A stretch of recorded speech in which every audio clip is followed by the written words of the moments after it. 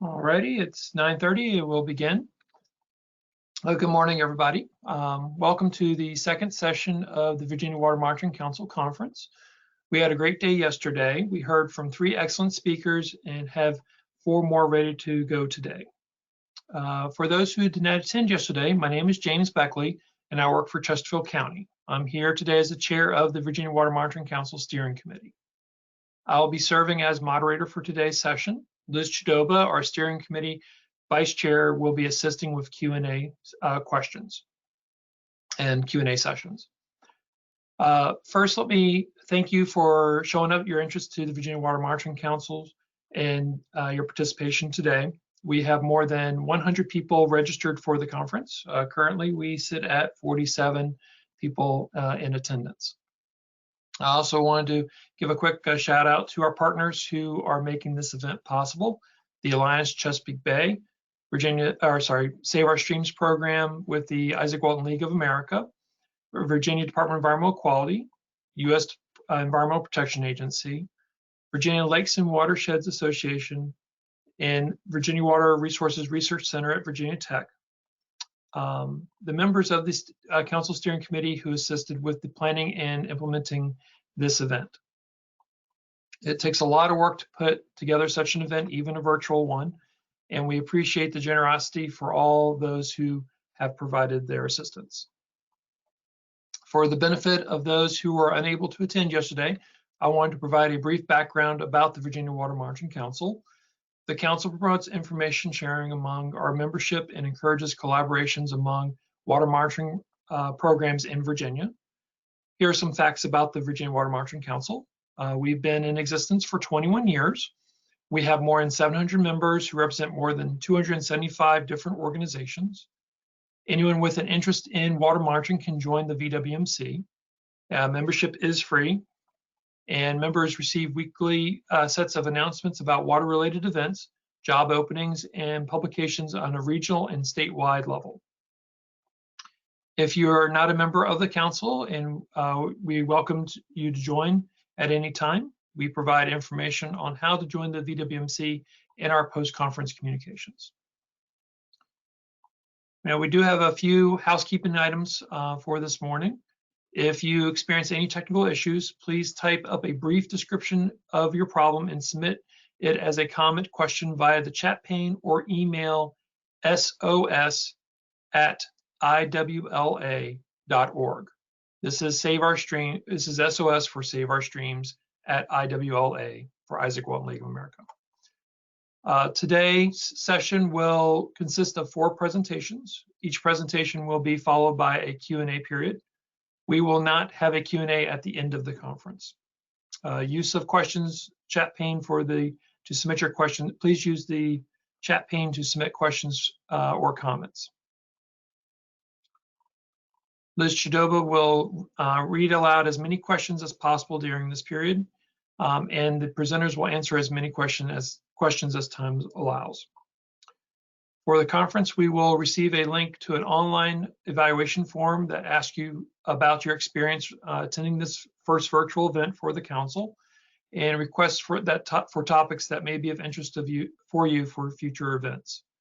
We ask you to complete the survey as it does help us to improve our conferences in the future. All of the presentations that are being recorded and will be made available after the conference. A link to the recordings will be sent to all registered participants. If you are requested a certificate of attendance, we will send it to you via email following the conference.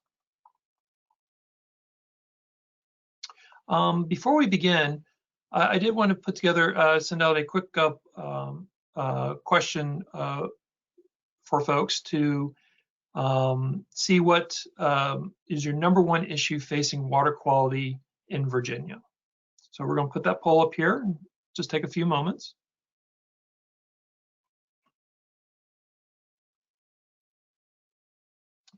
So it's habitat degradation, plastics pollution, soil loss, sedimentation, eutrophication, or climate change. So which one is your #1 issue facing water quality for Virginia?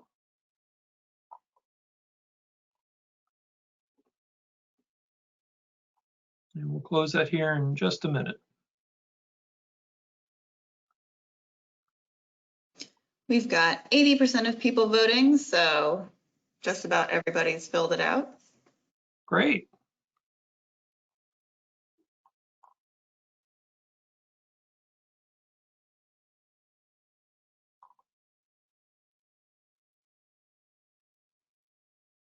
So what do we get? Okay, looks like climate change at 30%. Then we got a three-way second place for habitat degradation, plastics pollution, soil loss, sedimentation, and then last is eutrophication. That's pretty interesting. A lot of those things I think are quite related to one another.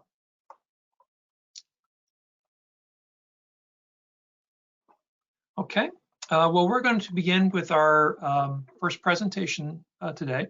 It's my pleasure to introduce Leigh-Anne Krometis. I hope I pronounced that correctly.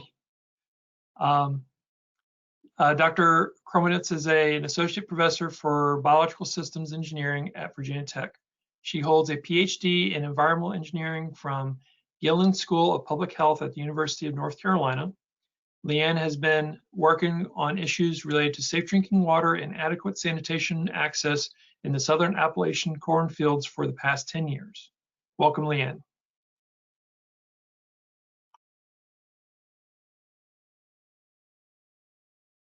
I think you're muted. Thank you. Now I'm unmuted. So I'm happy to talk to you today about some work we're doing with Roadside Springs in Central Appalachia. It's Leigh-Anne Krometis, but that's okay. It's my husband's last name. It always confuses everyone. So making sure I can advance. Okay. So I like to start all my presentations off with thank yous to those who actually make things possible. This work has been the result of some very hard work by two superstar students of mine. Austin Wozniak, who graduated with his undergraduate degree 2 years ago, is now a working engineer and was our ACC Meeting of the Minds undergrad recipient for 2017. And then Hannah Patton, who was the College of Engineering's Master's Student of the Year last year, and I'm lucky enough to say I convinced her to stay as a PhD student and continue this work. All this work was funded by various groups at Virginia Tech, including Fralin Life Sciences, the VT Exposome Center, the Institute for Culture, Society, and the Environment, and the Global Change Center. So this talk is really focused on how we get water in the United States, and that's not something we often think about. I teach a water and sanitation class that's focused on developing countries here at Virginia Tech, but we forget that there are still some Americans who are living without indoor plumbing. A recent census compilation published by the Washington Post indicated that almost 2 million people in the United States are living without complete indoor plumbing. And as you can see, those are the darker census tracts. Many of those are in native communities, border communities, and then here in the southern Appalachians. So if we zoom in and look at a little bit actually more recent data, this is the percentage of occupied homes in central Appalachian states that do not have indoor plumbing. So they do not have an indoor drinking water tap.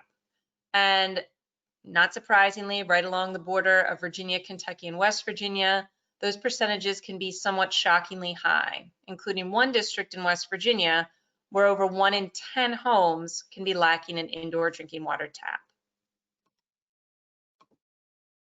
Oh, I don't know what just happened. All right, this is not surprising because unfortunately, when I think of Central Appalachia, I think of the amazing ecological diversity, the beautiful mountains, the rich culture. But another thing that is synonymous with Appalachia is poverty. This is the latest data from the Appalachian Regional Commission, and you'll see that right in this same region where I highlighted the lack of indoor plumbing, we also have a high number of counties that are labeled as economically distressed. That has a measure of household income, educational attainment, and also substance abuse disorder. So let's assume that you don't have a reliable in-home source of water. Take the little kind of mind activity there. Where would you go? So if your water was shut off for a day, you might decide to go get bottled water. So there's a line break outside your house. This happens. That gets pretty expensive over time, particularly if you're trying to meet all your indoor water needs. So not just drinking, but also cooking, bathing, washing, etc. If it goes on a little longer, you might start to rely on neighbors or family.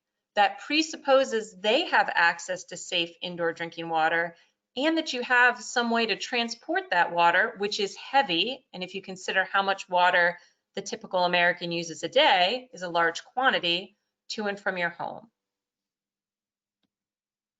You might also decide that you're going to rely on a free source of water where you don't have to rely on someone opening up their home to you.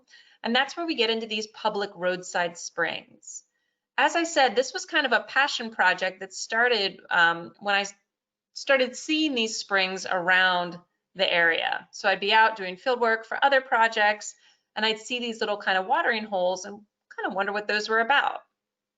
Now this right here is an artesian well bubbling up into a cistern. But these can look, you probably might have seen these around in your travels up and down 81, around the back roads. These can be as simple as a pipe coming out of the side of the mountain.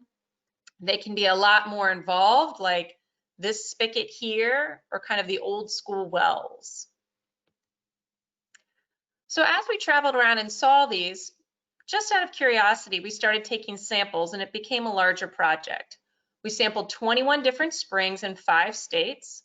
So kind of along the Ridge and Valley, Blue Ridge of Virginia, some of the Appalachian Plateau, border of Kentucky, Tennessee, and Virginia, and West Virginia. We collected 83 samples over about 19 months. And we found that 99% of those samples were positive for total coliform. Now, total coliform are natural soil bacteria, right? So these springs weren't sterile. That wasn't a big shocker. They're not protected, they're not treated, they're just out in the environment. What was surprising was that over 80% of the springs were positive for E. coli bacteria at least once. Now, E. coli are fecal indicators. They're a type of total coliform, and they're associated with infectious disease risk. If there was E. coli in your drinking water, water that you got from a municipal system, you would go on a boil order because this is in excess of an EPA maximum contaminant level. So this represents a disease risk. We also found that 2 springs had high levels of manganese and 6 springs had high levels of aluminum. These were in excess of EPA secondary maximum contaminant levels. That deals with taste and aesthetics. So the water's discolored or doesn't pose an immediate health risk, but it might not be palatable.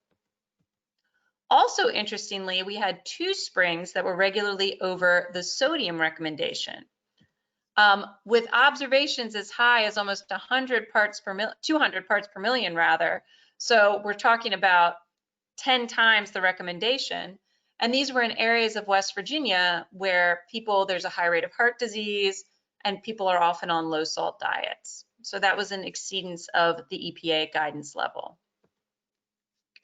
So just as a side note, and I know that I'm talking to a more informed audience than I sometimes talk about with this, are these really springs? You just saw a pipe coming out of the mountain, right? So a spring, this is a fantastic figure developed by one of my former PhD students. A spring is really defined as anywhere that the topography cuts into the groundwater and water seeps out, right?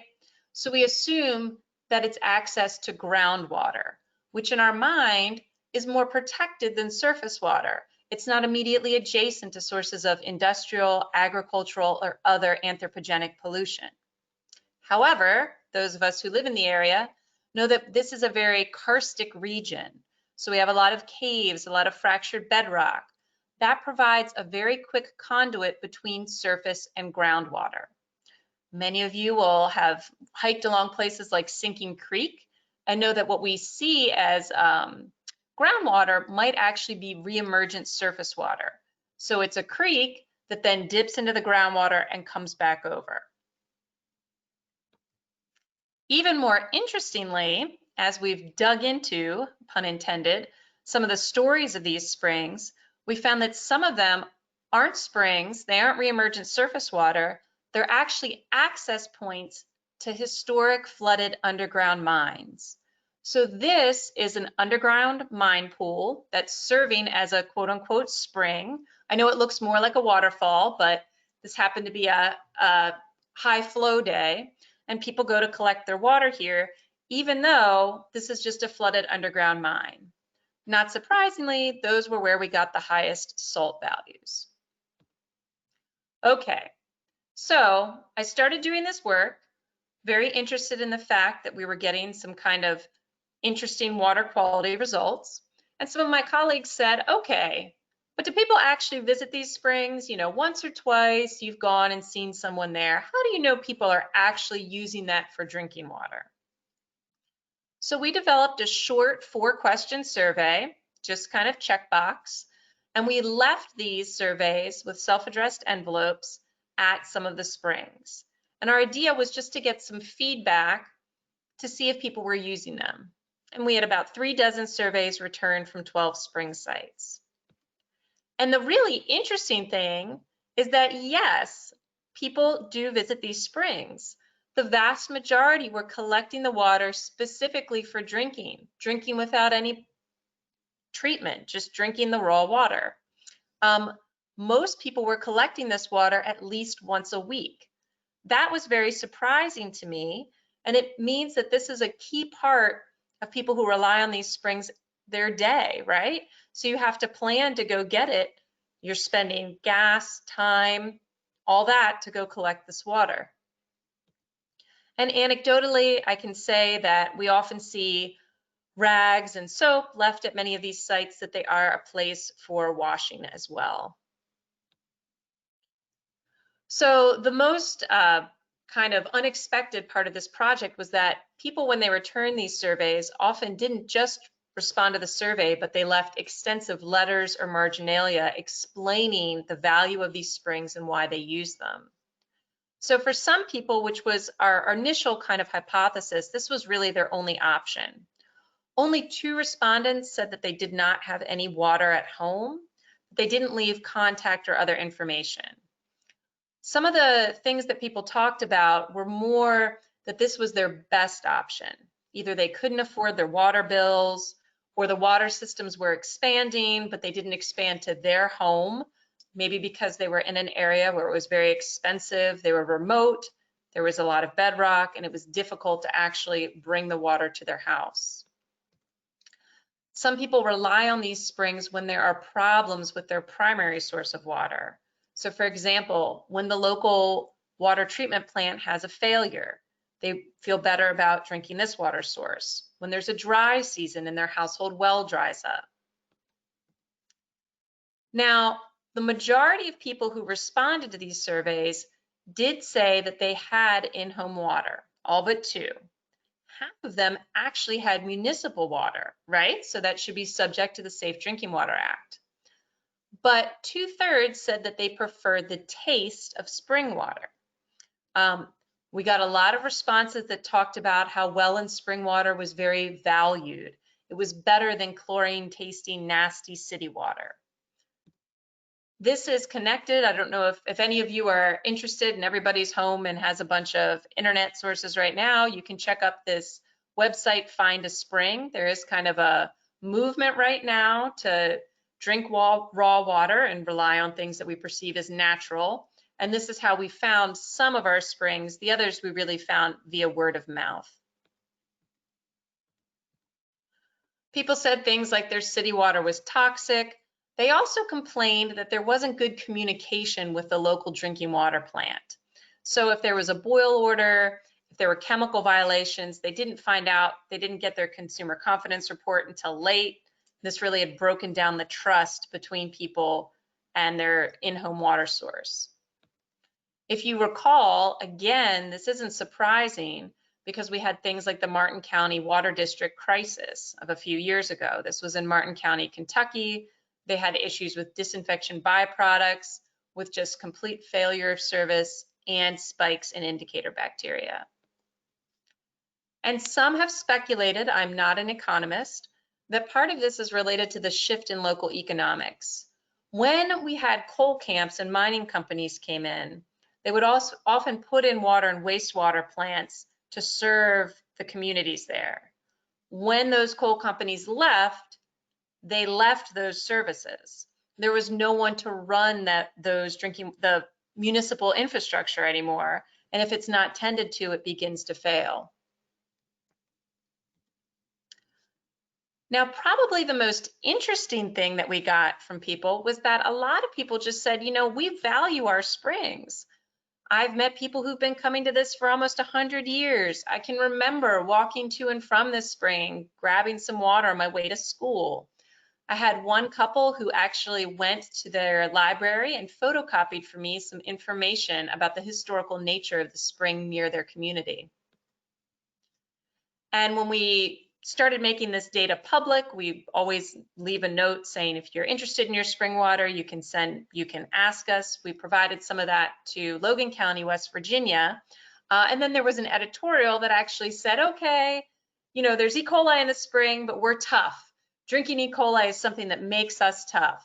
So that's kind of an interesting cultural aspect. About 2 years ago, while I was just at a wonderful Christmas festival that happens in Bramwell, West Virginia, I saw this book, A is for Appalachia, that I bought for my kids because it was just beautiful and I love the region. And I was not surprised, but pleased to see that W is listed for water. But one of the things mentioned in this book is that the old timers complain about city water and prefer to drink the water from their mountain springs. Now, after giving you all this information, I'm sure that part of what you're thinking and what I was thinking was, well, this is just a failure of education, right? Sure, these are picturesque mountain springs and you've been doing this forever, but we just need to teach you that your in-home water is better. But as I started to see things about, for instance, the crisis in Martin County and some of the issues with failing old coal camp distribution plants, I began to wonder if there was some truth to these beliefs. Particularly my students would say, hey, you know, I ran into people and they say, oh, you think this spring is bad, you should see the water coming out of my tap. So we actually decided to delve a little bit more deeply and compare specifically at-home water versus spring water quality. We did follow-up testing at 24 homes that were linked to 6 springs. The springs were all located in West Virginia and Virginia. So we had multiple families dependent on each spring.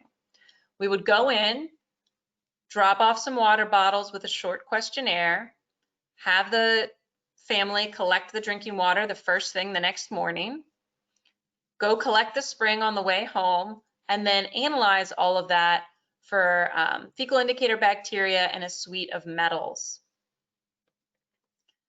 If we looked at some of the data that we collected from folks, the majority of them said they do not trust the water from their taps. Again, not surprising, they agreed they're relying on a roadside spring and agreed to be part of this research. But once we started to look at the data, kind of an interesting story emerged. This is a big table. In the middle is the Safe Drinking Water Act contaminant standard. So these are the standards. Some of them are health related, some of them are aesthetic related, that the water coming out of a municipal system has to meet, right? On the right, we have McDowell County, West Virginia spring data. And on the left, we have sample from a home of a family who prefers to use that spring. If we look at the spring data, we see that E. coli is present. That is a health violation, right? Risk of infectious disease. And there's also high aluminum, which might cause taste and aesthetic issues. If we look at the actual home sample, E. coli is absent, so we don't have that risk of infectious disease. But we have very high levels of iron, manganese, and aluminum. Just to kind of bring this home, this is what the water looks like there on the left. So you can see that if that's the water coming out of your tap, it's going to be very difficult for someone like me to say that that beautiful, sparkling, clear water coming out of the mountain is actually worse for you. This is echoed in the feedback that we got from people. the majority of them said that their water did have an unpleasant taste. So they didn't like the way that it tasted. A fair amount also said it had an unnatural color or unpleasant odor. So before we wrap this up and we go into questions, I just wanted to kind of, as I said, I teach a water and sanitation in developing countries class. And I always like to put things in perspective because we have over 700,000 people in the world who don't have access to indoor clean drinking water. Kind of depends on how you measure it actually, what access means. And the majority of those are not in the United States. So why focus here in the US? In addition to it being close to home, I'd like to leave you with this quote, which is from an article I read in GeoForum many years ago, which says that if you analyze local data in impoverished regions, poverty and water problems are always correlated in complex ways, which have implications for all nations. So what we learned here in Appalachia and serving the people in our backyards, I think will help us to serve those abroad. And with that, I'd like to give you a minute to look at these before we open up for questions, to look at these two pictures. I do some work abroad. These are pictures of me collecting water. One of them is domestic and one is international. So take a minute to consider. We were going to make this a poll, but consider which is which. Don't pay attention to the fact that I'm wearing sandals in both, which is probably not the best field attire. But I will give it away. So the picture on the left here, where I'm in the purple shirt, there I'm collecting water at a spring serving as a primary drinking water source in San Rafael Las Flores, Guatemala. And then here in the right, I'm collecting water at a roadside spring in West Virginia. And so I am happy now to take any questions.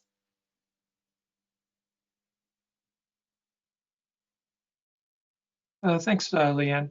That's a great presentation. Just a reminder for folks, please put your questions in the chat box and Liz will read them out. Great. We have a few questions coming in. The first two are kind of about local officials and local government. So do local officials post notices recommending that people boil spring water? And then there's a similarly related question, do local governments test these springs and post results so that people know what they're drinking? Those are fantastic questions. So it's really kind of catch-all. Some of the springs, and you'll notice that there was a slide I had earlier where there was kind of a posted metal sign that said, drink at your own risk, please boil beforehand. Some they do, some they don't. When it comes to testing, we've talked to local departments of health. Most of them say they don't test because it's not really in their jurisdiction. It's not meant for drinking water. A few have said they test it occasionally. And so we generally just forward everyone the data we do get.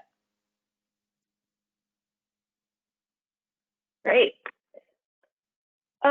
Would a Brita filter or other types of filtration devices help to clean up the taste issues clean up the taste issues at home? Yes, so that's a great question. We are actually have a little bit of work that we're going to start looking at that. The idea of using commercially available at-home point of use filters has really kind of taken off since Flint. And we have some work where we're going to be seeing whether those can address issues kind of on the more severe end that we're seeing in some of these homes. Gotcha. Here's more of an observation than a question. The highest uranium concentrations we have detected was from the GW source water at the Virginia Tech Freshwater Mollusk Conservation Center laboratory, which are still below the MCLs. So maybe this is calling into question about those MCLs.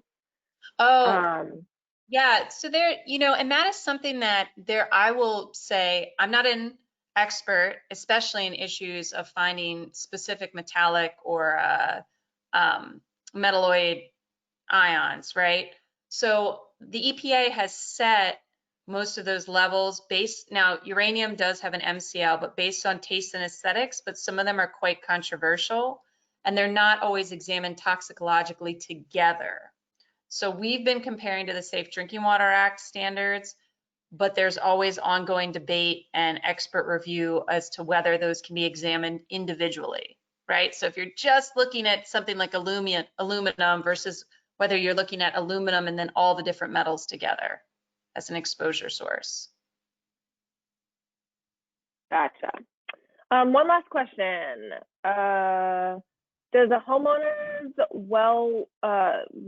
Virginia Tech does a homeowner well water workshop? Any thought on doing similar spring water workshop?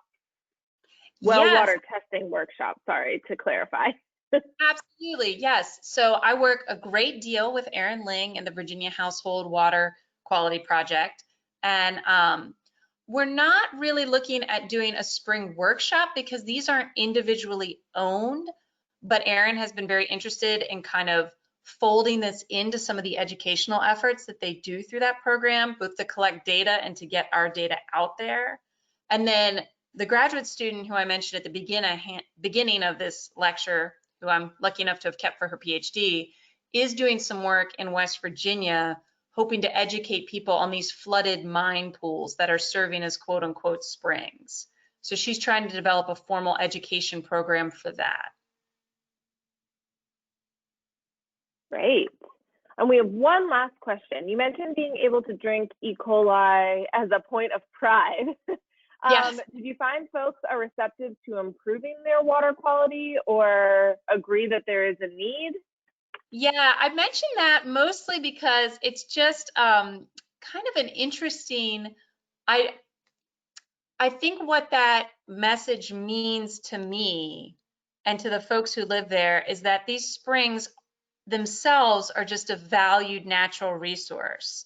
So if you've been living on these springs forever and someone comes and tells you they're bad, you're both afraid that they might take it away, like somehow restrict access, and you're like, hey, I've never gotten sick. So I think, but the people who I talk to, right, the individual homeowners who we've met, we've gone to their homes and collected their water, they very much want their water improved, and they don't want the springs taken away, but they'd like the convenience of being able to trust the water in their home rather than traveling down the road with a giant tank to try to fill up. So I think people are receptive, and I'm very much one. I think the spring access should stay there. Ideally, we'd find some way to provide treatment or storage on site so that the water was a little more safe. That could be a big investment, and that's kind of a pipe dream. But I have some more of my career left, so maybe we'll realize it. Wonderful. Thank you so much, Leigh-Anne. That's all the questions we have for today, so I'll turn it back to Jane. Great. Thank you so much, Leigh-Anne. It's a great presentation. Our second speaker this morning is Raul Gonzalez. Dr. Gonzalez is an environmental scientist for Hampton Roads Sanitation District, HRSD, where he uses DNA-based markers on a variety of applications. For example, he uses DNA markers to identify compromised sewer infrastructure and quantifies pathogen removal of various wastewater and water reuse treatment trains. Raul is a native of California, where he graduated from UCLA with a degree in biology. After graduation, Raul worked for Los Angeles County Sanitation District. Then he went on to graduate school at UNC Chapel Hill, where he earned his PhD in environmental science and engineering. More recently, he has studied bioinformatics at Johns Hopkins University. Welcome, Raul. Oh, thanks for the introduction. Can you hear me okay? Yes, you sound great. All right, perfect. And hopefully everybody can see my screen. I'm going to talk today about HRSD's microbial source tracking project program, and I'm really excited to talk about this because this program was one of the first things I got to work on here at HRSD, and second, this is also the first talk in 7 months that's not related to COVID-19 and wastewater, so this is a good change of pace. I was looking at the participants in this workshop, and I know a few of you have seen microbial source tracking talks from HRSD in the past. So I'm really glad last minute I put in more recent case studies. But before we get started, I just want to talk a little bit about fecal indicator bacteria. And actually, I know Dr. Krometis already gave a pretty good introduction, so I'll keep this very short. We use fecal indicator bacteria to monitor the microbial water quality of our surface and groundwaters here, or in the United States. These are fecal indicator like total coliform that Dr. Krometis mentioned, E. coli, and enterococci that we use here in our marine waters. They've done great things for public health, but we also know that they have shortcomings. They're ubiquitous. They're kind of found everywhere. There's native and anthropogenic sources of these fecal indicator bacteria. They're not host specific, so they're not just indicative of human fecal contamination, and instead they kind of measure total fecal contamination. So fecal contamination of wildlife, domestic pets, livestock, in addition to human fecal contamination. Sorry, let me just set my timer. I tend to talk long. And also once these fecal indicator bacteria actually get into the environment, the traditional fecal indicator bacteria can actually persist and even grow in the environment under the right conditions.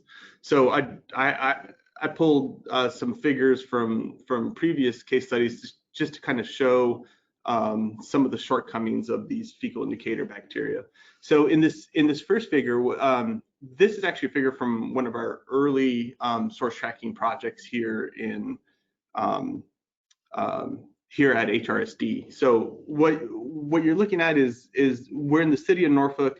All of the blue is our stormwater conveyance system. So they move water, rainwater from the streets down to rivers and eventually to the ocean.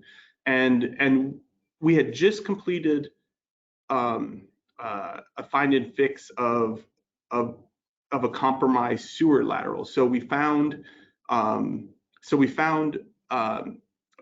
wastewater that had come from a failing sewer network, and you can see that in red. Actually, let me see. You can see that here. This is the path of wastewater that we identified, and all of this in green is actually negative. There was no wastewater here. And when we took enterococcus measurements in both of these legs, so this southern leg here and this leg that had wastewater, we got about the same concentration. We got enterococcus levels in the high thousands. And if I hadn't told you that there was wastewater in only one of these, you would probably think that maybe there was wastewater in both. But this southern one we confirmed multiple times that there was none there. It's just received stormwater runoff and was really shallow and undiluted. That's why the concentrations were high there. Also, it was summer, so the concentrations of enterococcus are a little higher then. Here's another example. So this is, we were testing, we were looking for unknown wastewater issues in a neighborhood. Again, this time I think we were in a more rural area. And so we were sampling inside of a stormwater pipe. And I put a little arrow here, hopefully you can see this. We were sampling for E. coli amongst other indicators, and we got E. coli of 20, a concentration of 20. So you would think that for stormwater was actually pretty low, but we actually identified at that exact spot an illicit connection of wastewater. So we actually found wastewater at that location, but the E. coli was 20, and so it wasn't really indicative of what you would think E. coli would be in stormwater that had some wastewater.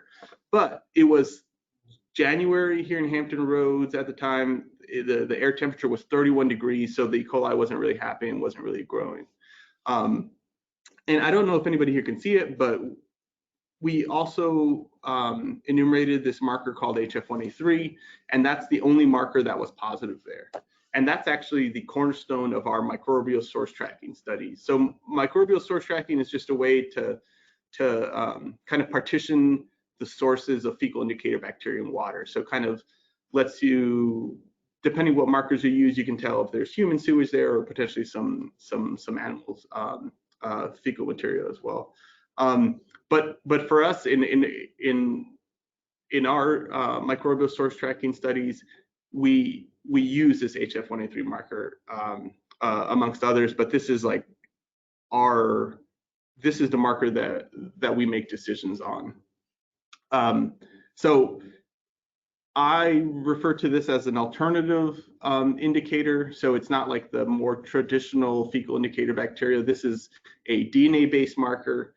It's human associated. I know on the slide I have human specific, but it's human associated.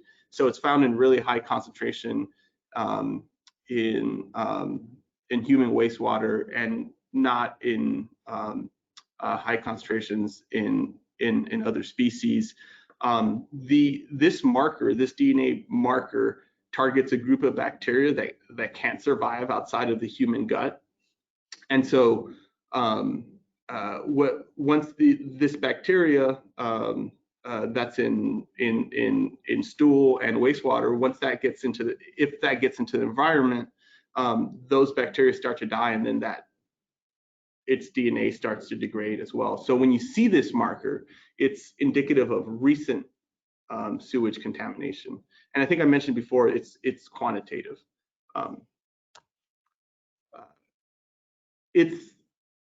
It's kind of the gold standards in human fecal detection. And in fact, last year, EPA finally kind of backed this marker. They put out this method. It's EPA method 1696, and it's for the characterization of human fecal pollution in waters. And I always put this up. I always like this little statement here where they flat out say, this method is recommended for the characterization of human fecal pollution in ambient marine and freshwater. So it was nice to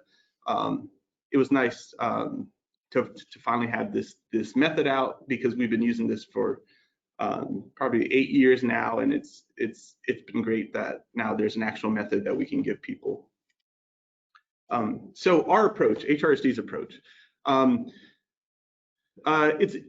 it's actually very simple, and it all kind of relies on the concept of if a pipe were to break underneath the ground in the middle of a city, it could be any city, let's just say city of Norfolk, that's where I live.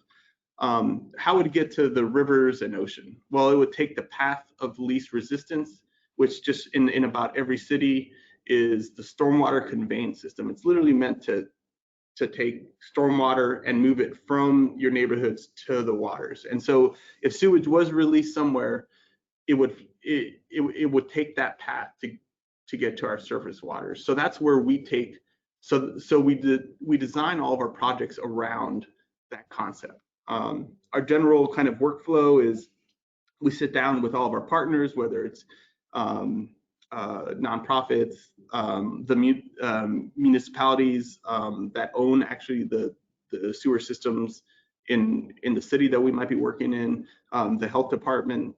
We take all of our partners, we sit down, we come up with a plan of who's going to do what sources are we looking for. Generally, for us, it revolves around human fecal contamination, because that's something that shouldn't be there and that we can take care of. And just come up with a sampling design. We then target our sampling to infrastructure. We target the stormwater network, since we've kind of shown that that's where that's the route that sewage is going to take to get to surface waters if it's if it's present. We then take the samples back to our lab, we extract all of the genetic material from it, and we have instruments that quantify our markers. So whether they're human markers or animal markers, almost always it involves our HF1A3 marker. And then the last component is that we take these results and we interpret them with respect to the sewer and stormwater network. And that's how we can backtrack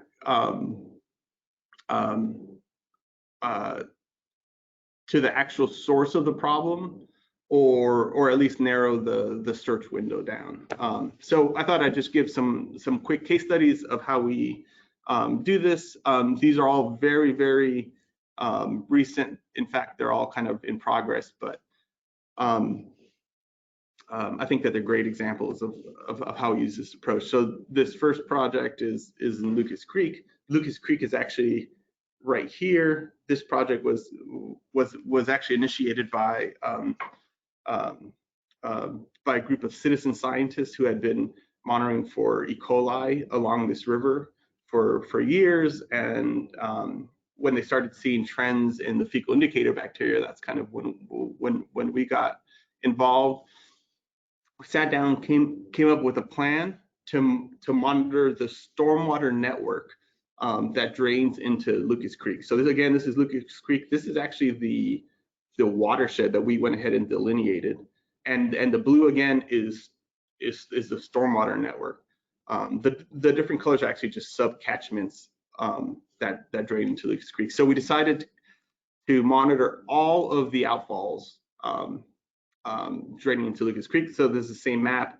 This is just all these points are the outfalls, and of course we decided to strictly use our HF1A3 marker. So we sampled each site 3 times over the course of several months, so this is very recent. So this is a visualization of how we interpret the data. So the green essentially means what we're saying is that there's low probability of human sewage. Essentially, we didn't see that human marker there. And then the red areas are areas that we're going to investigate because we did see detection of that HF1A3 marker. The medium probability is it just means that we didn't finish sampling there yet. So we're going to go back and sample. And so I'm just going to zoom in at some of these red areas. So moving forward, well, this site was actually very easy. Once we narrowed it down here, the city actually quickly found a compromised sewer pipe here. So this was a very easy process. But normally we would actually probably, sorry. So the brown hashed is now the sewer network, and the blue is our stormwater network. Normally we would then go into this stormwater network at a finer scale and see if we can tease out areas, but the city went and actually already found something here. So where we're at right now is going into these areas that we've identified and actually sampling the branches of this network to try to narrow down the search area. So I think these are all the areas we identified. Of course, we're not going to do sampling here. This is too small of a stormwater network, but this is but these actually next few areas are actually just going to use more traditional approaches like camera or smoke and dye. So here's another current example. Another example of our source tracking. Oh, hold on. There it is. This is actually Lakeside Park in here in Hampton Roads. This project was actually initiated. So here's the water body we're looking at. It's a BMP. It's like a little neighborhood lake. This was actually initiated by the city. They came to us saying that in 2019 this lake actually had very aggressive algal blooms, more than normal. So they came to us and said, hey, can you help and see if potentially unknown wastewater was actually causing these blooms? So we came up with a very simple plan. Again, just to point out, the blue here is actually the stormwater network, and this brown is sewer.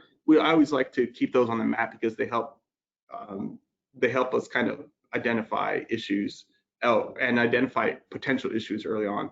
So with this lake, this is the stormwater network that drains into this BMP, because it's actually a BMP, even though it's called Lakeside Park. This is actually an area where it drains out and it goes this direction. This is another outflow, and there's also stormwater here. So we just came up with this very basic design where we were just going to monitor these few sites, including one in the middle of the lake via footbridge, just to get an idea if there was any traces of wastewater. So here's some results. Same map. So this shows our infrastructure. Again, the blue is stormwater, the brown is sewer. This green is actually our force main. So this is the sewer that's under pressure. And during dry weather, all of these dots are areas that we sampled. They were all negative. Green for this whole talk means negative. So we saw no detectable HF1A3, so no detectable markers. We did this a few times just to confirm during different conditions, and we saw nothing. So that was a good sign. But we decided to go ahead and start sampling during wet weather, and that's when we started to see some issues or some evidence of issues. So this is just one of our wet weather events. Again, the circles are areas that we sampled, and anything not green is positive. And so it's a heat map, so the darker the color, the higher the concentration. This is probably a couple events in, because once we've identified areas that are positive, we kind of trace back through the stormwater network. And so repairs are happening right now, but this is a good example of how we think about this. So this is one potential area that's being investigated. You can see a really high concentration here, and then a lower concentration here, and then further upstream it's negative. So essentially there's an issue somewhere here. Here's another example. We've done follow-up sampling since then, but there's clearly a high signal here, and I think we've ruled out areas around here. So the area of investigations just down to like a block. And then again, we have negative signals coming in here and negative coming in here, but we have positives here. So we know that there's probably an area here. This project's actually in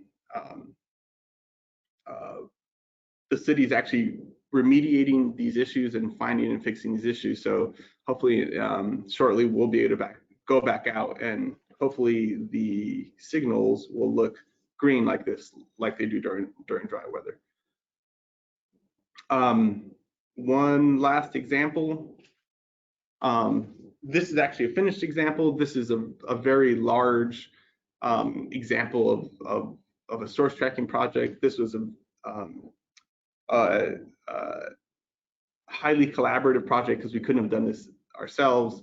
It required a lot of agency. So it was us, HRSD, the municipality, the health department was actually involved in this, heavily involved in this project, and a nonprofit, some citizen scientists. Essentially, this is the Nansemond River here. Let's see, I know it's hard to see on this figure here. There's a city here, and it's kind of a lot of smaller communities throughout, like the banks of the river here. We decided to go and do a widespread survey. So each dot you're seeing here is actually a sampling location. That number is wrong. This is an old map. We actually ended up with like 360 to 375 actual sites that we collected samples at. We actually visited over 1,000 sites. But I'm just gonna go ahead and jump into the results. So again, we visited all these sites. We looked, we quantified our human-specific marker because we were looking for evidence of any human fecal contamination. All the sites that were chosen were actually based on just infrastructure near the river. So we delineated the watershed like we did in the past, looked for potential failure mechanisms. So this is a heat map like I showed before. All green is negative. So what you are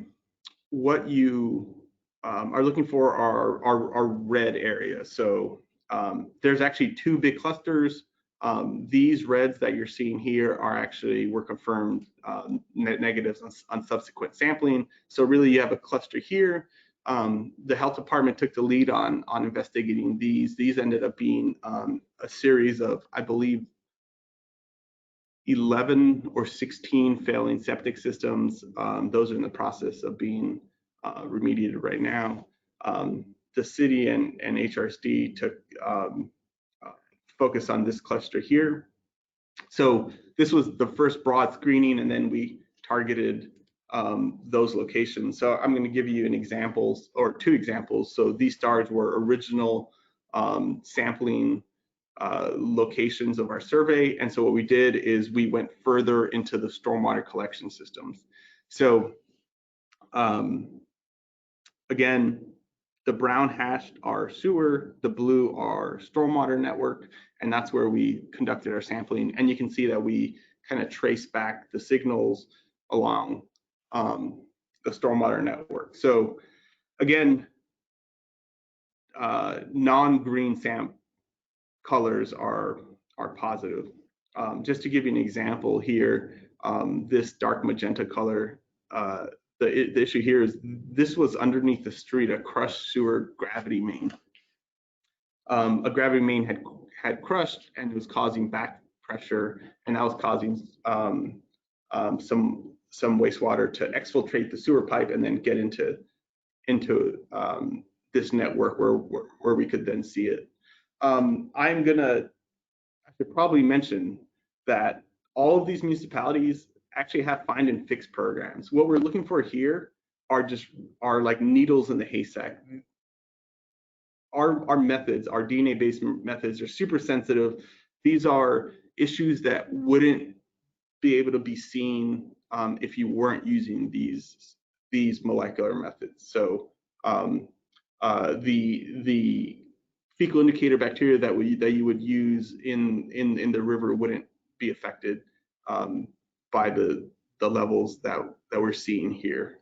And after a few years, after everything was found and fixed, this is what it looks like now. So the same sites, all of the circles are sampling locations, and you can see this was our last sampling site or sampling map.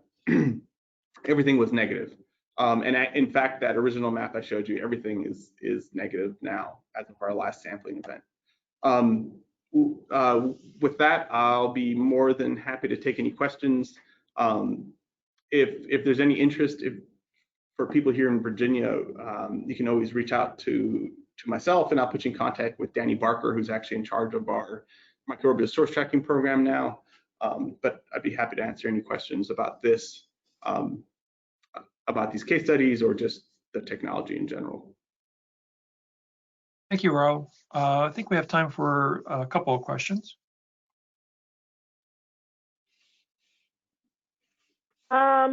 Great. We have a few questions coming in.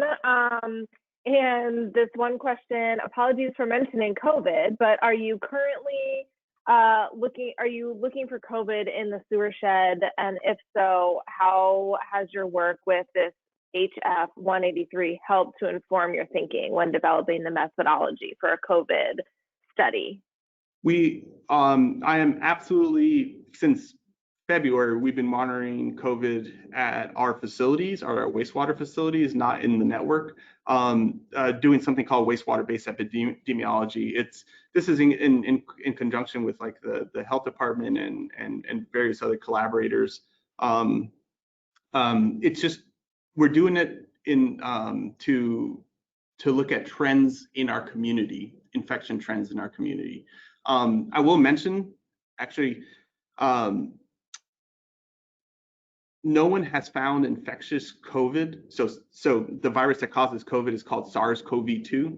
No one has found any infectious SARS-CoV-2 in wastewater. And in fact, only one, maybe two studies have actually found infectious SARS-CoV-2 in stool of infected people. This is because even though the virus is highly virulent,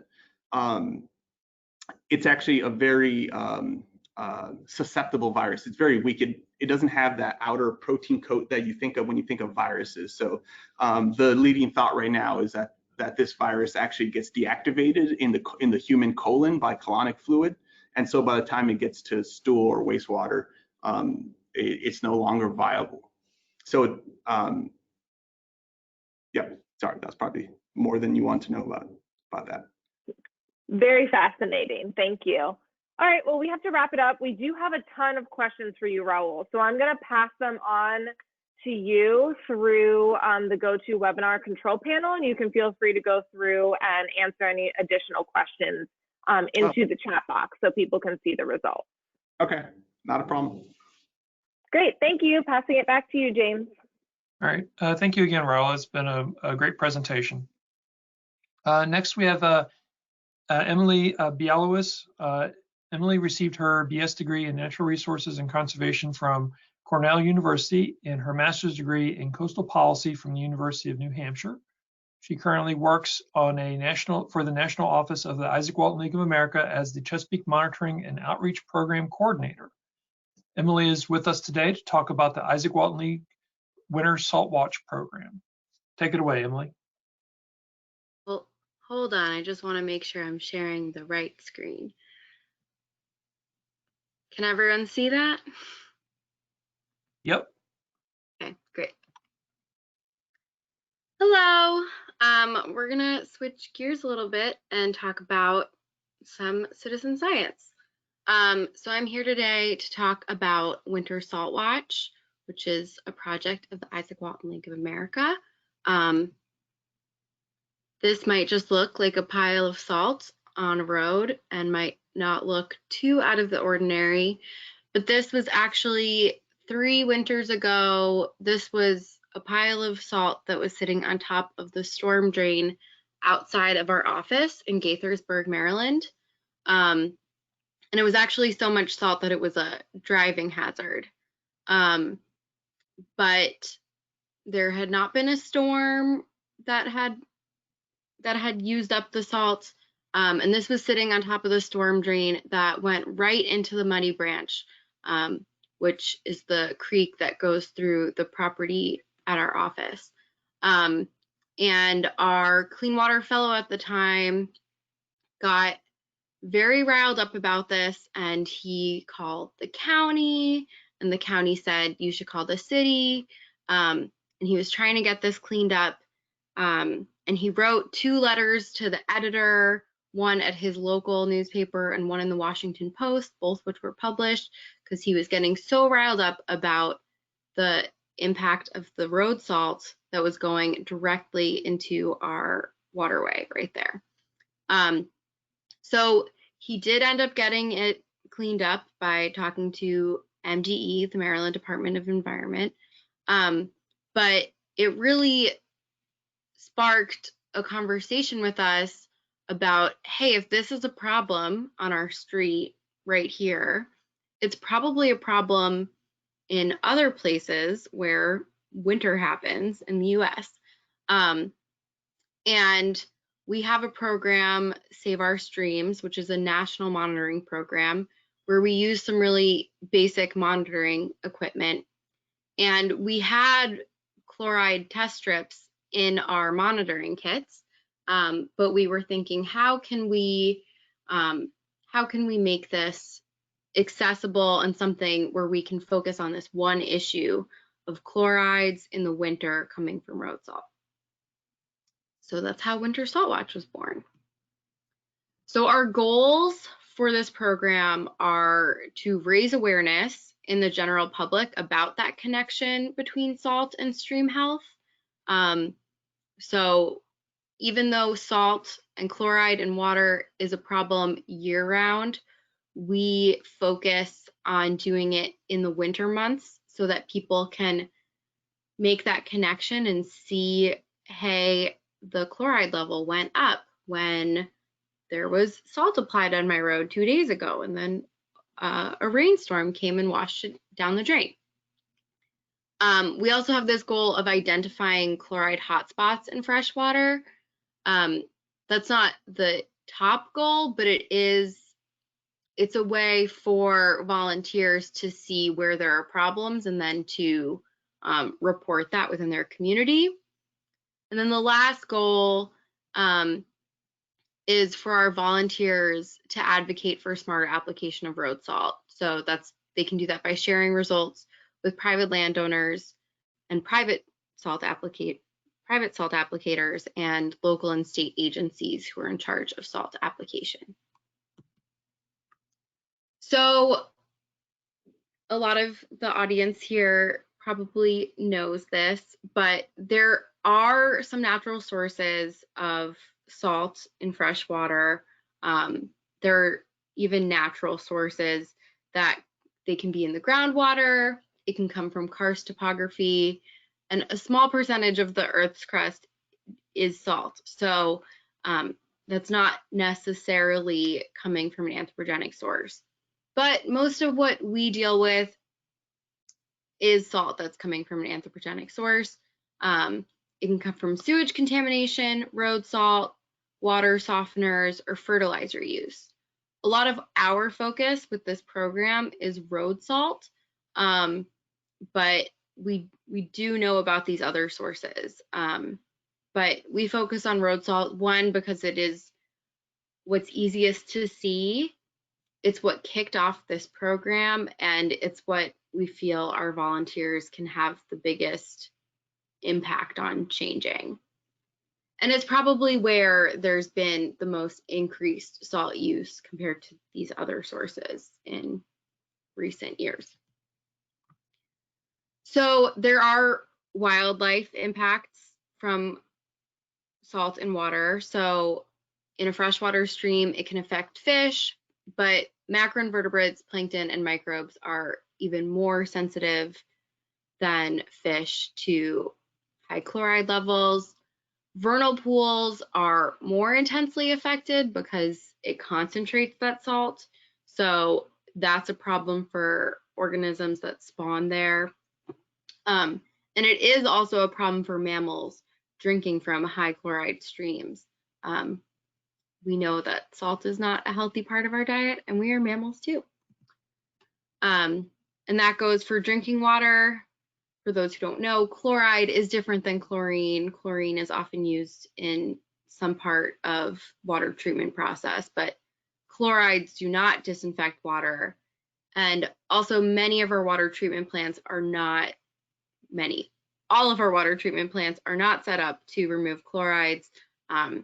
That would be a really high cost and is not typically associated with freshwater resources. And it can have health impacts. People who are on heart medication sometimes have to change their dosage in the winters because the salt level is increased in their drinking water. So there's a national drinking water standard, and the state of Virginia, I believe, follows the same standard of 250 parts per million. And that's the threshold where water starts to taste salty. But aquatic life has different standards. Virginia also matches the EPA standards here, which is 860 parts per million for acute exposure and 230 parts per million for chronic exposure.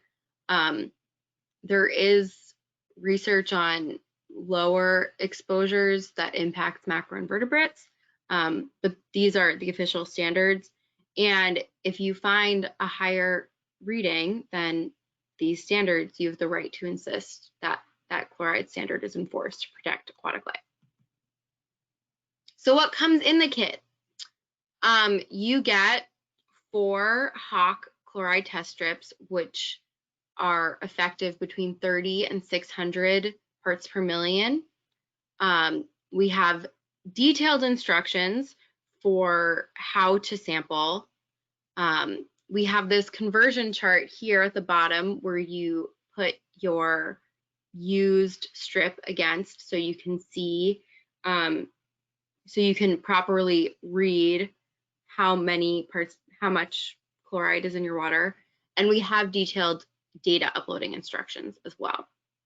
We'll get into that in a little bit. So who's participating? We are really excited about this program because we get a lot of new volunteers and we're working with new partner watershed groups outside of who we have worked with historically. We have a lot of students participating, both K through 12 and at the university level, watershed groups that want a single issue to kind of rally around, concerned individuals. People can participate in this without having to be part of a group. And we get existing water quality monitors who are already working with us in some capacity. They add this to their monitoring protocols. So we ask volunteers to monitor before a winter storm to get a baseline reading. That's just so they have something to compare it to throughout those winter months. So if there is any sort of background chloride, they have something to compare it to. After salt has been applied to the roads, and then after the first warm day or rainstorm following a snow or a freeze, and after that next rain event. So we really give volunteers free rein of when they can do this. We give them free rein if they want to do this at one site 4 times throughout the winter months, or if they want to, on a single day after a storm event, if they want to monitor at 4 locations to find those hot spots. We give them, they are in full control, but it helps us see where there are hot spots, and it helps volunteers make that connection between salt applied to the roads and where it is a problem in their fresh water. So this is what a report looks like. We use the Water Reporter platform. If you haven't heard of it, it's waterreporter.org. If you're familiar with social media, it looks kind of like an Instagram for water quality, basically. So people post a picture of the strip and their conversion chart. The chart is important because the bottles of chloride test strips we get can sometimes be in different lots. So the strips here could be, they could be correlated differently. So you really need that conversion chart there so that we can read your strip correctly. People write here where and when they monitored, and they put in any sort of comment. And then we can see over here where they monitored, and up here on the map specifically where they monitored. So one person is reading these reports about once a week. So we have the data, but reading the strip, we'd like to have one person do for quality control, because sometimes the volunteers can read it a little wrong, or they're not sure, they're not clear on how their test strip is. So this is how to participate. These are our clear instructions on how to post your reports. So they download Water Reporter, they have to create an account and join the Izaak Walton League group so that we can definitely see their data when we download it. But it's a pretty easy process, and it's an easy way to share their results. And they can also share photos of giant piles of salt, so they can say, this is the source of this water quality issue. So this is a map of our reports from our first full season, which was 2018-2019. This is the map from Water Reporter. You can see people both give us results of their monitoring results and also have shared pictures of salt. This guy here is Scott. our Clean Water Fellow, who is the one who got riled up and helped us start the program in the first place. He has cleaned up his own small bucket of salt from our parking lot. It would be very embarrassing if we were also the problem. So something we're looking out for when the reason we have one person doing this is that not every report is going to be great. Sometimes the picture gets cut off. Sometimes it's clear to us that the strips are not working or expired, not working, expired. There is an expiration date on the cards, but some people will use their strips much after the fact. But most of our results come in great, and people share very clear pictures, and sometimes we get really high readings. And sometimes people show where the salt is coming from, like here, where this dog is sad because he stepped on some salt crystals and it hurts his paws. So our results from the first year, we aggregated them by watershed and looked at the average of chloride readings. We stick to this kind of traffic light standard where below 100 we consider normal. Between 100 and 230 we consider something to worry about, and then above 230 is that dangerous toxic level.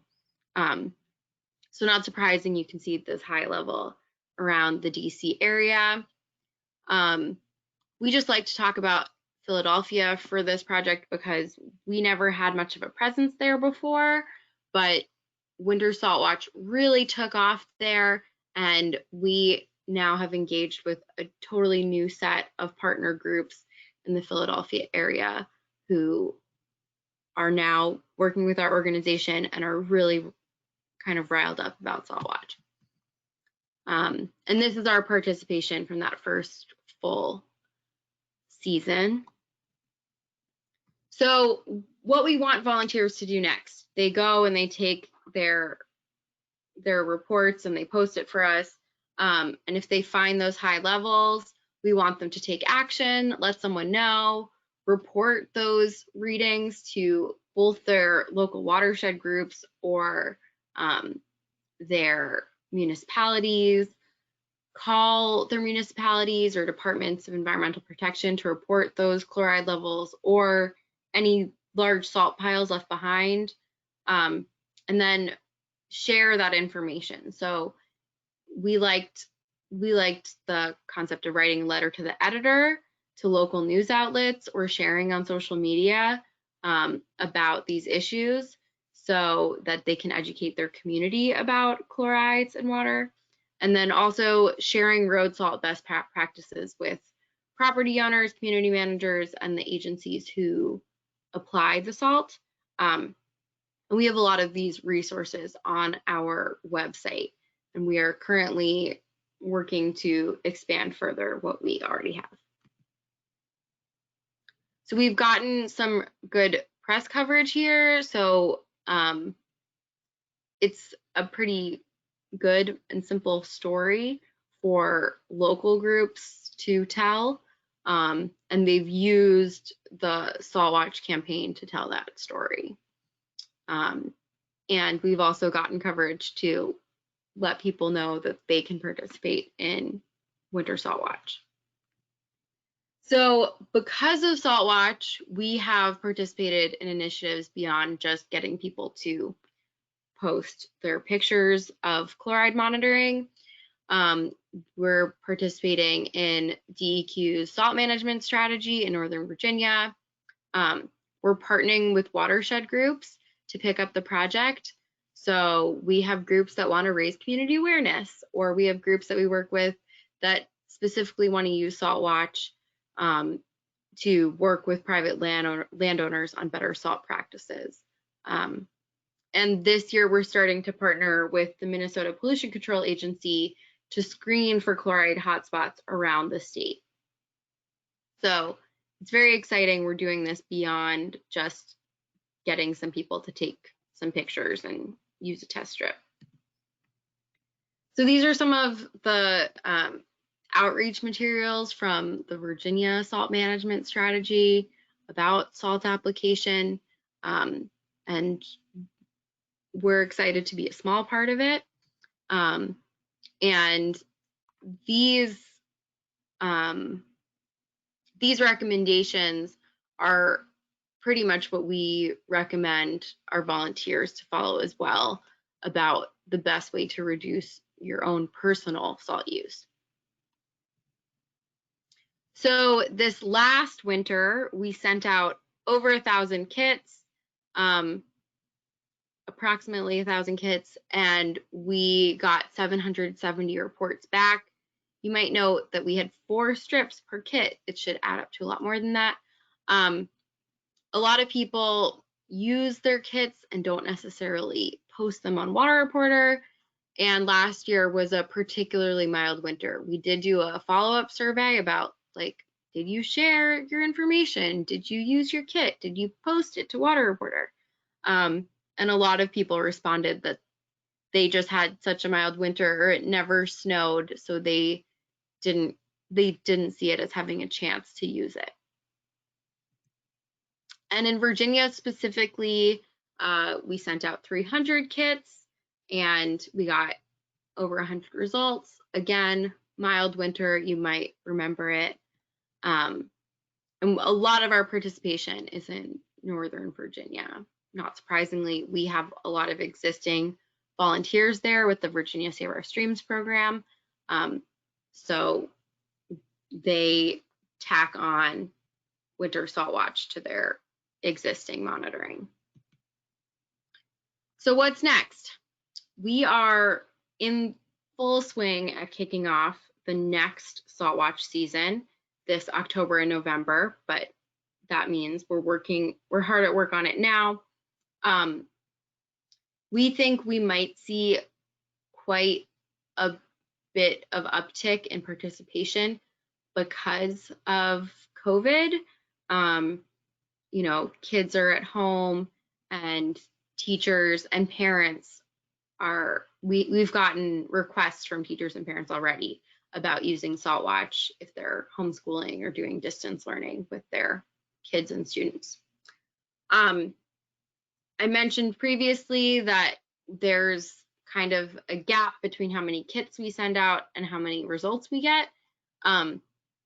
So we're implementing this Salt Watch pledge just to get volunteers to understand that we want them to use their kits even if it doesn't snow, and to post their results, or at least email us with their results, because there are some technology issues sometimes.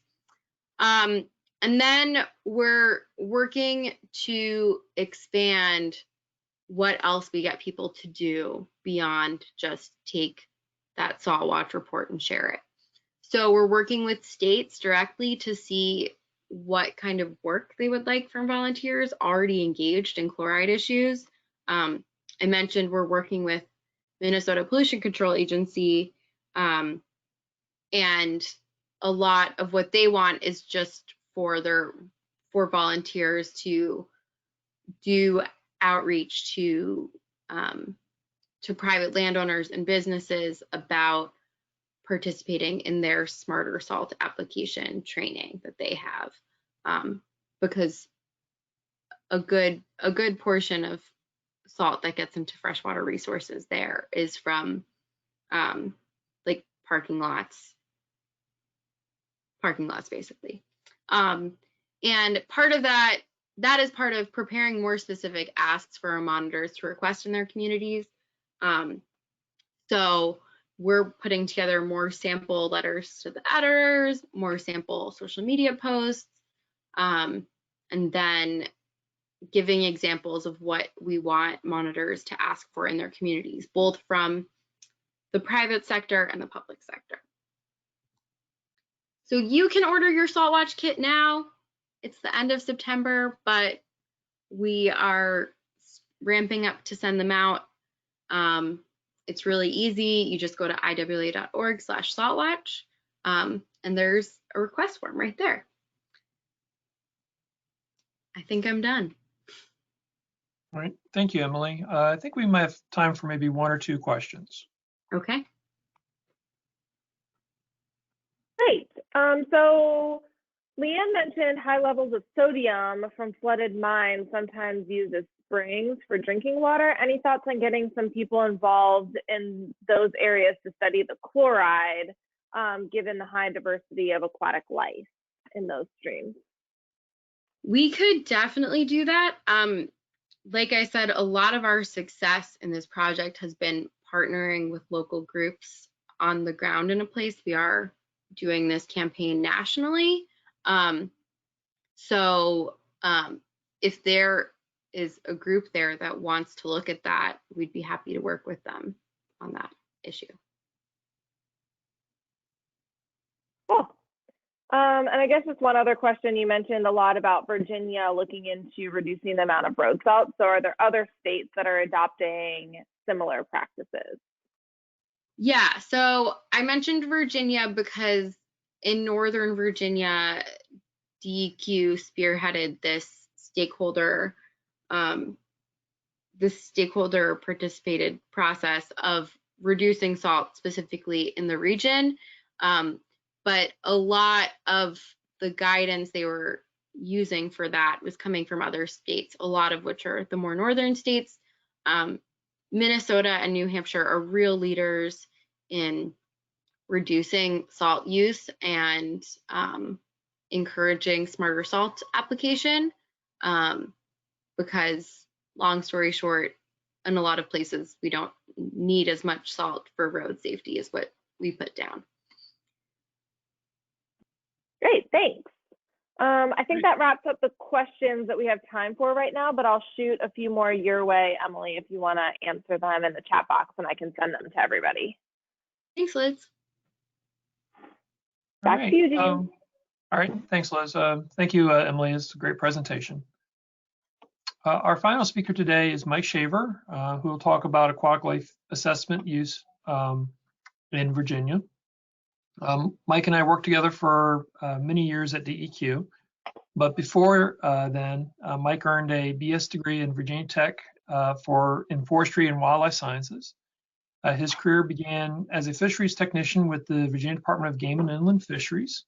He then moved to a position with the bioassay laboratory where he processed environmental samples. Mike currently works for Virginia DEQ as a water monitoring specialist and regional biologist. His hobbies include kayaking, camping, and gardening. Welcome, Mike. Thanks, James. Okay, I'm going to be speaking with you about assessing aquatic life use in Virginia, also affectionately known as what's bugging your stream. Why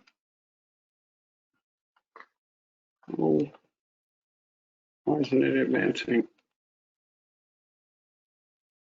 There we go. First off, I'd like to thank members of the crew from the Piedmont Regional Office. We spend spring and fall out in the rivers and streams, as well as DEQ Water Monitoring and Assessment Group as a whole. So my goals for the presentation are to give you an overview of DEQ's water quality monitoring and assessment protocols using benthic macroinvertebrates, go over some of our sampling techniques, types of data that we collect, our standardized laboratory activities, and then a brief discussion of our assessment methodologies. So when I first started at DEQ, this was probably the most important diagram that was given to me, and it kind of explains water monitoring and assessment process within DEQ. We begin with standards. Monitoring and assessment is this arc, what we'll be talking about today. Those assessments go into the 305B report, which yields our impaired waters list, which then has TMDLs developed, watershed plans, implementation plans, and then those are also used to within VWMC's permit limits to change those as needed. So why benthic macroinvertebrates? Why use them in water quality monitoring and assessment? Well, first, we're interested in aquatic life because of our narrative water quality standard in Virginia, one of which is the aquatic life use, which is the propagation and growth of a balanced and indigenous population of aquatic life, including game fish, which might reasonably be expected to inhabit a river or stream. So that is kind of the reason why. Why are they useful? The creatures that live in the water, they integrate space and time. They integrate the stressors that are coming from upstream, as well as stressors that are impacting them over time. And they composite all those stresses as well, watershed scale stresses. And stresses can be anthropogenic or natural. So it's important to tease those two types of stresses out. Another useful fact is that each type of creature has variable tolerance to stress. Each one responds differently. They have variable life cycles. A short cycle like a chironomid midge versus a long life cycle like stonefly, some stoneflies. So we're take a quick bug break. This is one of my favorite little creatures to find. This is Helicocyke. It's a caddisfly. He makes a little stone sand granule case in a spiral. Looks like a snail. And there's his little face. He's turned upside down. They are obligate scrapers. They eat little diatoms and detritus, and they can also be found pretty deep in the stream bed. So it makes them, you don't get collected as often as some other types. One of my favorites. So sampling and data collection. There's a photo of kind of our typical fall monitoring trip. The D-frame kick net is used for macroinvertebrate samples. A sieve bucket where we can keep the leaves and bugs and all that sample and strain the water out. We have a surveyor's transit and measuring staffs for doing habitat assessments. And then also backpack electrofisher and nets to collect fish. We also are collecting quantitative algae samples as well. Those two, fish and algae, we are currently working on developing indices to use those as another biotic measure of water quality. So sampling in high gradient streams are typically in riffle areas, either by stirring up the rocks and leaves by hand or by foot. Pretty typical. Here's the D-frame net. In low gradient streams where you don't have those riffles, we will sample fixed habitats such as banks or snag habitat in mid-channel leaf packs and large woody debris areas. So our qualitative habitat assessment has been used for over 20 years. It is part of EPA's rapid bioassessment protocols for use in streams and wadable rivers. It's kind of the Bible of bioassessment. It's very rapid and inexpensive. Just have to have somebody in the creek. It can be variable. Different observers can rate things differently. It's 10 parameters, each scored on a 20-point scale, and then those can be aggregated into a total scale.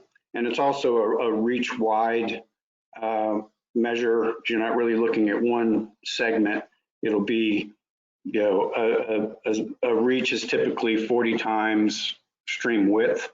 So as you're taking your bug sample, you're making mental notes of those observations. This protocol does require regular recalibration of the observers to make sure, one person's embeddedness measurement is equivalent to another's. So a high gradient stream characterized by faster moving water and the riffle run pool complex. And riffles are the primary habitat sampled. So the qualitative habitat assessment, these are the 10 metrics that we measure. What is that, 3, 7? These 7 will be the same between high gradient, low gradient. These are unique to the high gradient. So epifaunal substrate cover, that's kind of the spaces that are available for the colonization by aquatic life. Sediment deposition are there mid-channel bars, side bars, are the pools getting filled in? Flow is just the amount, the quantity of water, how much of the stream channel is exposed. Channel alteration, that gets to exactly what it sounds like. Is there riprap? Has it been straightened? Bank stability, are there scours? Is it failing or is it in good shape? Bank vegetative protection, or the vegetation along the bank, is it being allowed to grow naturally? Is it being grazed? Is it being mowed? And then riparian vegetation is the width of that buffer on the stream bank inland. Embeddedness is another measure of sedimentation within the riffle. How much of the spaces between the stones and pebbles is filled in with sediment and sand. Velocity and depth regime, that is kind of a larger scale measure of sedimentation. Are pools being filled in with sediments? Or are you getting deeper pools? And then also frequency of riffles. Are the riffles disappearing because they're getting buried in sediments? So here's some examples. On the left is a stream bank with pretty good vegetative protection. This was taken in the fall, but you can see trees, shrubs, grasses. The picture on the right is a failing stream bank that actually has fence posts in the stream where the bank has failed and they've washed into the stream. And you can also note the left side of the right picture, that gravel bar, which is, maybe quite a bit of that bank relocated. Just a few more examples of, you can see this large woody debris. That's going to be good for your epifaunal substrate score. There is some little bit of sediment behind that. You can see some snag and habitat complexity along that bank. So low gradient stream is characteristically different, slower moving water. The habitats are dominated by pools and runs. And the habitats that are sampled are leaf packs or snags, which is more of a mobile type situation, kind of like a riffle. And then banks, which are, fixed, or, logs in the stream. So a more fixed habitat. So the rapid qualitative assessment, again, the unique ones for the low gradient will be pool substrate. Are they pebbles? Is it root mat? Is it mud, sand? Pool variability gets at deep pools versus shallow pools. Again, if your deep pools are filled in with sediment, you're losing some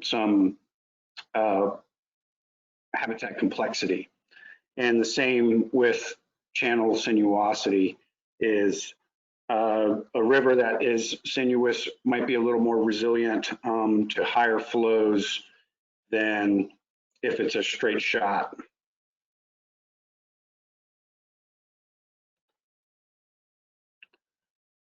So here's some low gradient examples. On the left, you see kind of a long run, very uniform substrate. The water is 10 inches deep throughout that whole reach, and probably 90% sand on the bottom. You see some bank failure on the side here. It's not along the entire reach, but there's some areas here, more sediment with some large woody debris that would, help with that epiphoneal substrate score.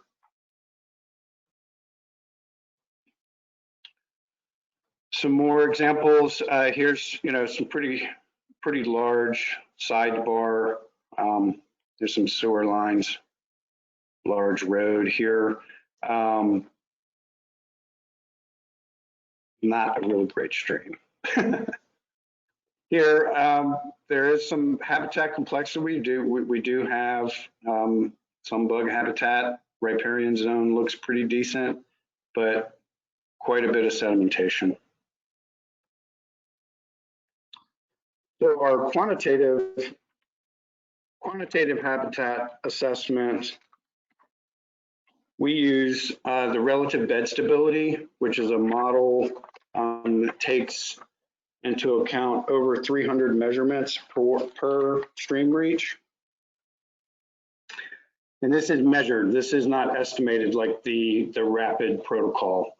And it is indicative of what sediment size should a stream with that channel be able to move.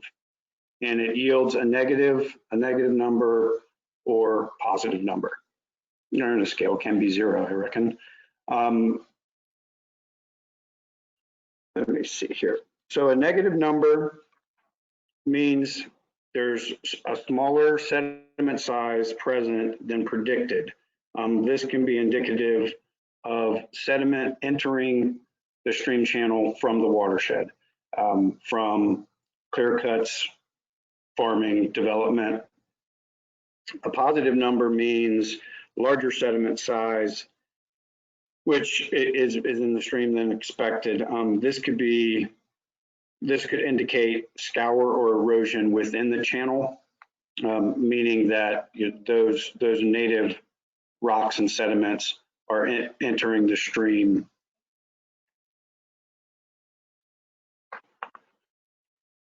Yeah, and the RBS takes some time. It's quite a bit of effort, but it's pretty powerful in kind of leading those TMDL efforts. So now we're going to move to the laboratory and talk a little bit about sorting and identification of our bug samples. So we dump the whole sample out into a gridded sample tray There's a photo here. Spread it out evenly. And it's important to kind of, because usually you get a mix of sand and sticks and leaves. So it's important to make sure your sand is spread out evenly, and then spread your leaves out evenly as well. You want it to be uniform for each sample. We randomly choose grids using a random numbers table, and we collect and identify every bug in each grid until 200 bugs are found, and that creates our subsample that we will use. So here's a photo of those grids removed, and then this is a photo of a pan with that picate in it. Here you see there's a simuleid fly. There's a little flat-headed mayfly. So at the end, you have 200 bugs in your pan, all different types. And we move on to identification and enumeration. So here are some examples of pretty common bugs that we encounter. And then I've kind of split them into tolerant and intolerant to stress, tolerant to stress. And as I said earlier, stress can be anthropogenic or it can be natural. There are certain types of streams seasonally that exhibit low pH and low DO. If you think of swamp waters. So when I say tolerant, intolerant, that doesn't necessarily mean pollution. It means more stress. So this is the common net spinner caddisfly, Krometis. This is an interesting little bug. He creates a little fixed retreat and puts out essentially a spider web into the water flow and catches little bits of coarse and fine organic matter, which it feeds on. It can be indicative of high production in a stream. You can actually see on this guy, he actually has a little bit of like algae biota growing on his head. He is also, because you may have heard of EPT, Ephemeroptera, Plecoptera, Trichoptera, and they are typically regarded as intolerant orders of bugs. This guy is actually typically removed from metrics, EPT metrics, because he is so tolerant of nutrient enrichment. This is Chironoma, the common midge. This is the most abundant creature that we collect at Virginia DEQ.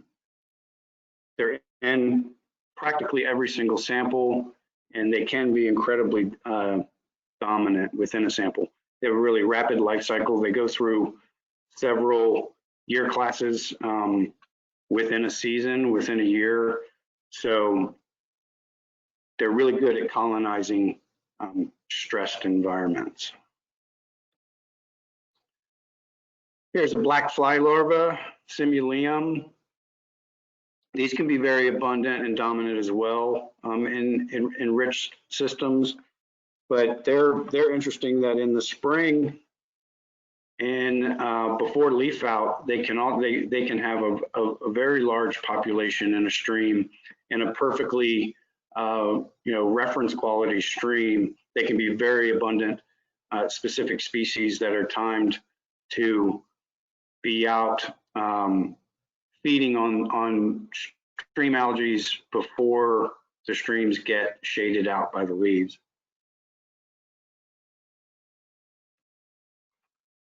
These are scuds, another tolerant benthic macroinvertebrate, typically found in low gradient stream. They're detritivores.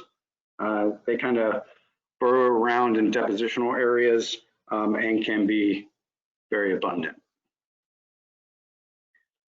Now move on to some more intolerant bugs. This is a flat-headed mayfly, which may not be McCaffertium anymore. There's been some reclassification here in the last year or two.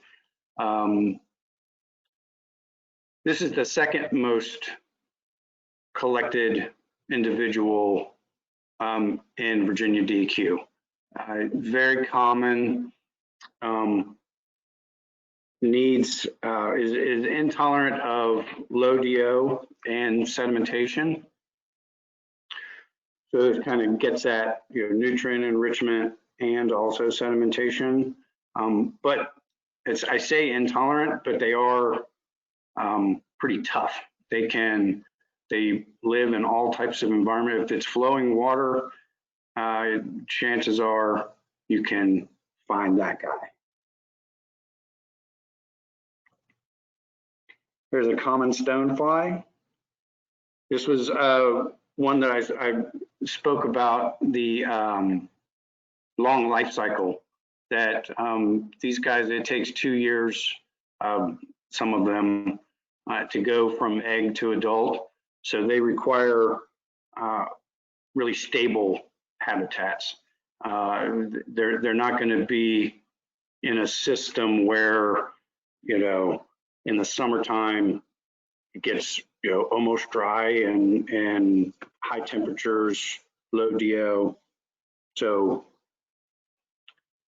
he goes into the intolerant. Here's another stonefly, a giant stonefly.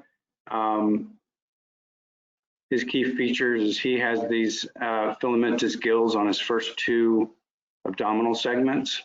I believe he's the only stonefly that does that. These guys can live in giant rivers and smaller streams. They're leaf shredders. So they're going to require forested watersheds, at least some forested watershed, because that's their food source, directly eating that allochthonous energy source. So if you clear cut, and that bug will probably disappear. Here's some different types of caddisflies. Unlike the net spinner, the hydropsyche, these limnophilids actually make portable cases. They can drag these around the stream bottom. And again, they require stable habitat as well as the substrate to make their cases. So if there's a lack of forest, then they're not going to have that.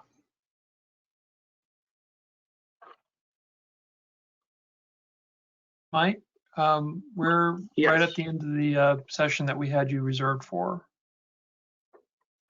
Okay, well, can I go quick? Sure. I really wanted to talk about the metrics. Okay. So for the assessment, DEQ uses a multi-metric index, the Virginia Stream Index for the Piedmont and the mountain regions, and then coastal plains. There's a separate metric, multi-metric index. The VSCI uses these metrics we compare a group of references to a site of interest, and instead of one reference station to an affected station. These metrics were selected because they do distinguish between a reference situation and an affected situation. The top 5 will go down with stress, will decrease with stress, and these bottom 3 will increase with stress. So, and they are normalized to a 100-point score and then added to come up with a final score, which is rated on a 100-point scale. Below 60 is impaired. And then we like to think above 72 is exceptional. The CPMI, same concept. The habitats are different, so these metrics are a little bit different as far as being used to get to that final assessment. The CPMI, the impairment threshold is 40, below 40 is impaired, and I believe above 62 would be considered exceptional.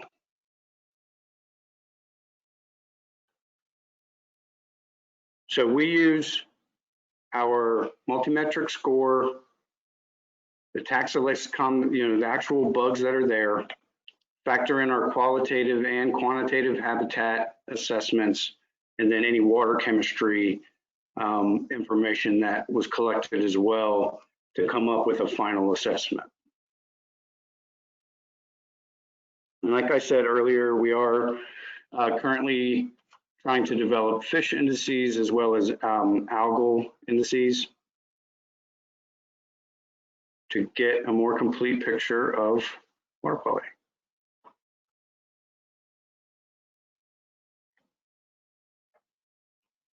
All right, I spent too much time talking about bugs.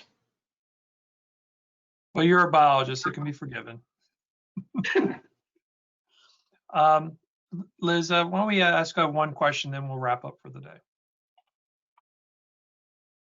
Sounds great. One question that came in, are you familiar with the mill pond sediment research of Merritt's and Walter? Does impoundment history play a role in habitat assessment? Actually, could you repeat that? Sure. Are you familiar with the mill pond sediment research of Merritt's and Walter? And does impoundment history play a role in habitat assessment? It does. That was for our rapid habitat evaluation. We factor in previous stream alteration. So, if it's an old mill dam that's been removed, that's something that we kind of factor into that score. I think a lot of the getting outside of the stream watershed scale investigations, that typically happens within when we're developing our TMDL and then our implementation plans. But yes, those types, it's kind of funny, we've noticed with our relative bed stability scores that we find like valley fill on top of old kind of farming effects. So when you come into a creek and there's a tree stump in the middle of that's been sawed in the middle of the stream, it's like, okay, how did that get there? So there are historical impacts that do still have effects on today's creeks, but I am not familiar with that research. Great, thank you, Mike. I'll pass it back to you, James, to wrap up. Thank you. Okay, great. Well, thank you again, Mike, for the presentation. It was great seeing all those bugs. I wanted to thank everyone, all of our speakers today for their presentations, and also wanted to thank every one of you that has attended this first ever virtual conference for the Virginia Water Monitoring Council. Before we break, just a few final reminders. If you're not already a member of the Virginia Water Monitoring Council, please consider joining us. It is free. After the conference, we will send an email message to you that provides instructions on how to join the council if you're interested, a link to a post-conference survey, which will, if you will fill that out, it will help us for providing relevant and topical presentations in the future. And then also it'll include a link to the recorded presentations for both days. If you've requested an attendance certificate, it will be emailed you in a separate email after the conference is over, which will be just now. So this concludes the 2020 Virginia Water Monitoring Council Conference, first virtual conference that we've held, and we thank you for attending. Hope you enjoy the rest of your day.